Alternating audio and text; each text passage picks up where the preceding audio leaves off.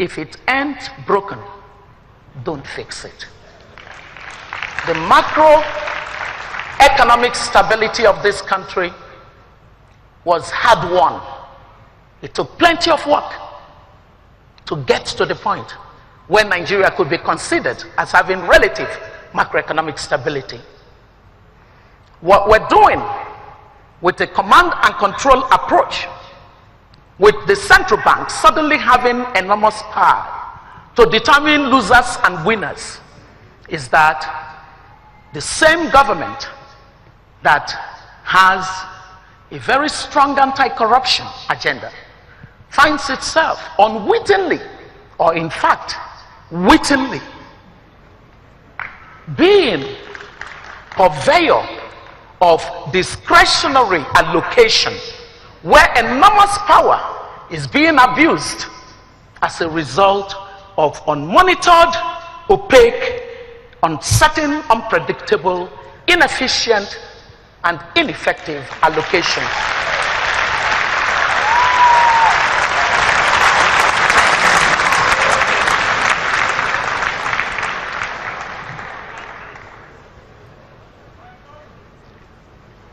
So, we need to rethink in the present the monetary policy of the administration.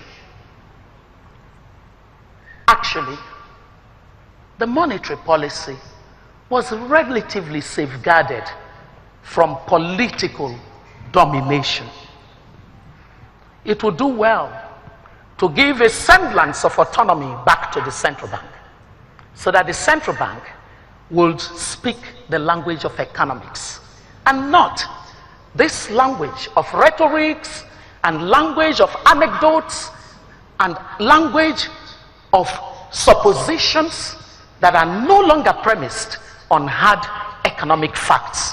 It's important that the central bank would retrace its step and get back in right monetary policy making. It's crucial.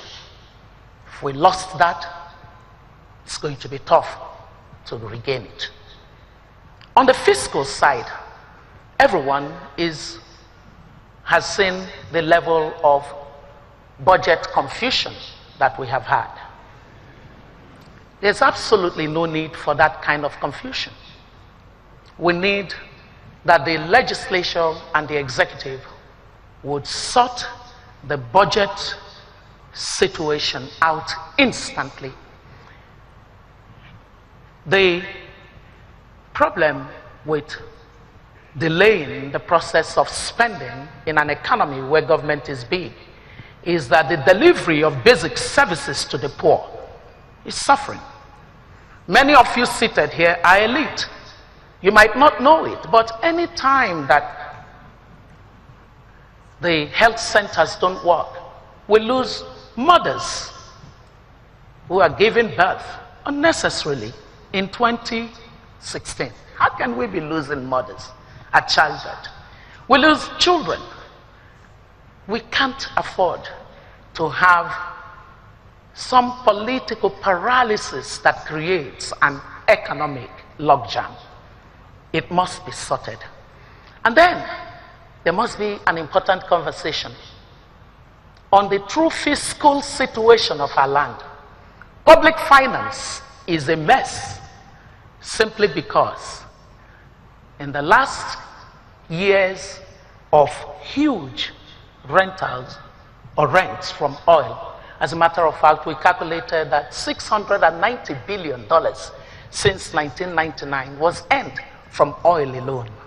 Does this nation look like a nation that earns $690 billion from oil? The poor governance of oil resources has become an important trigger point for a necessary conversation between the citizens of this country and those that govern them. The level of rascality that we have seen in the many gates that have surfaced tells us that fiscal rectitude is key and fundamental for accelerating the economic progress of this country. Ladies and gentlemen, the fact is, after 690 billion in oil rent,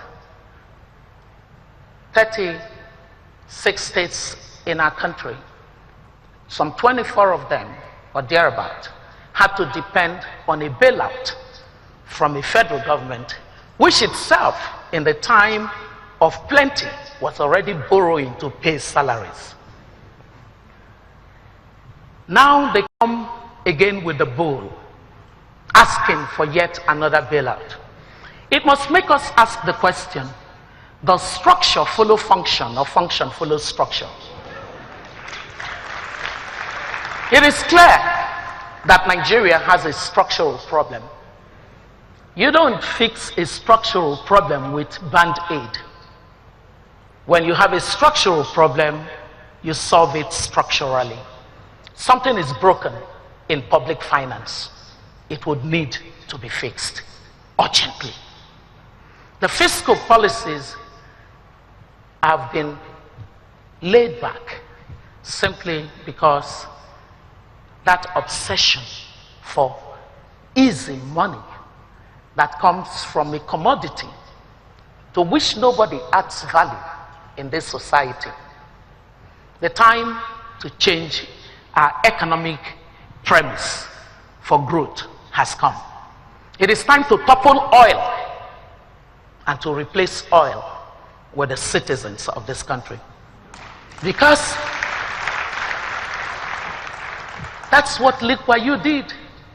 The principle of economic pragmatism of Lee Kuan Yew looked at the Singaporean and saw in them world-class skills and talent that can compete with the best in the world.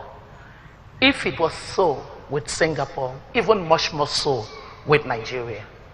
Because when you look at the capability of the Nigerians struggling within environment that is not enabling of excellence and yet being able to make it, then you realize what would happen if, rather than oil being the premium asset, the human being would replace oil as a premium asset in this land.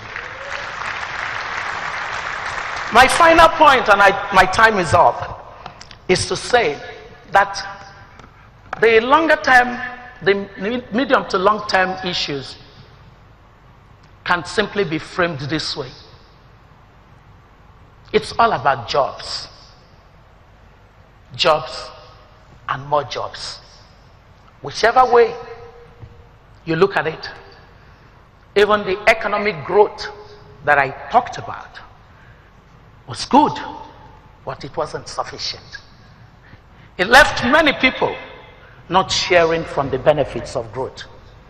For somebody who thinks with the mind of the poor, it is quite possible that that would be an argument in favor of those who prefer the command and control. The problem is, in a society that clearly knows that it has difficulty with discipline, the market is a better disciplinarian than any human being. The market forces will discipline our choices, force us to be rational in our trade-offs. We must understand that.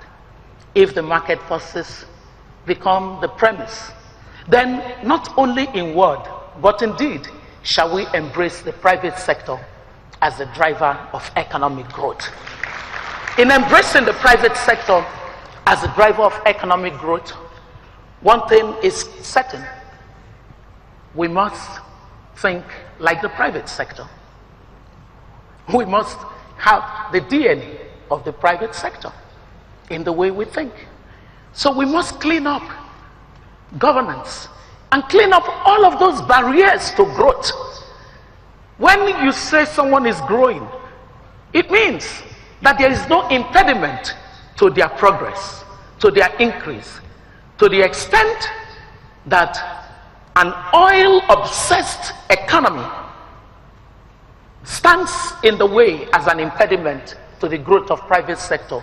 To that extent, will there be no incentive for people in government to pass the right sets of policies? The right policies can be done, but every single policy, whether it be critical infrastructure, whether it be development of world-class human capital, whether it be improvement of business environment, whether it be identifying new sources of growth across the spectrum of economic development, you need intelligent governance. Give intelligent governance to this country, and you would see Nigeria show China that we are made of a different stuff. Thank you.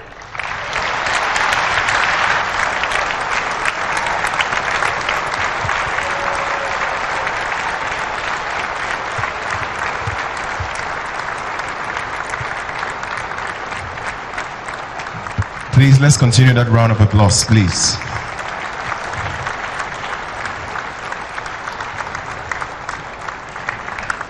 Please be seated.